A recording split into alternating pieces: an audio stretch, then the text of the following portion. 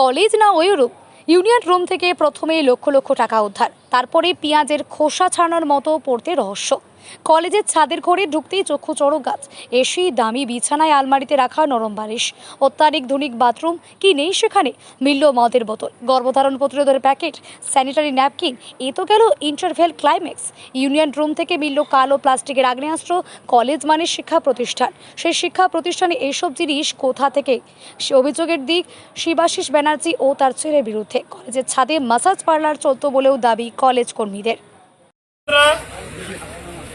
এবং এখানকার পুলিশ অফিসাররা তারা ছিলেন এতক্ষণ, তারা নিজেদের মধ্যে আলোচনা করে কথা বলতে ডেকেছিলেন।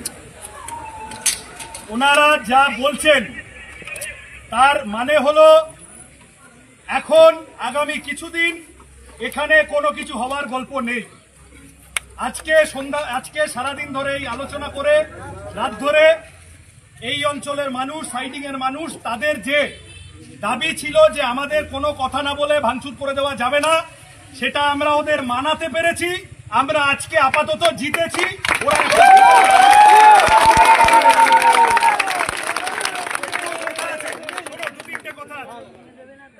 এক হচ্ছে শামীমদা বলবেন টেকনিক্যাল ডিটেল, অঞ্চলের মানুষের দাবি দেওয়া, উনি মানুষের লয়ার হিসেবে ওদের সাথে কথা বলেছেন, সবার জানার অধিকার আছে।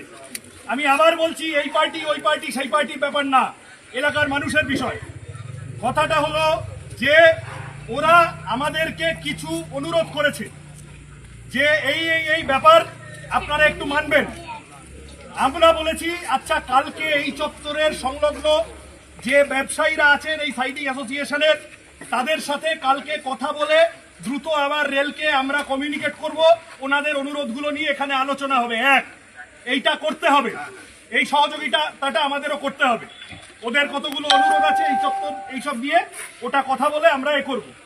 দুই হচ্ছে যে আমরা যে আইনি কাগজটা নিয়ে এতক্ষণ লড়াই করলাম, সেই কাগজটা সেটা সম্পর্কে আরো কিছু ডিটেল ওরা আগামী কিছুদিনের মধ্যে জানাতে বলেছে।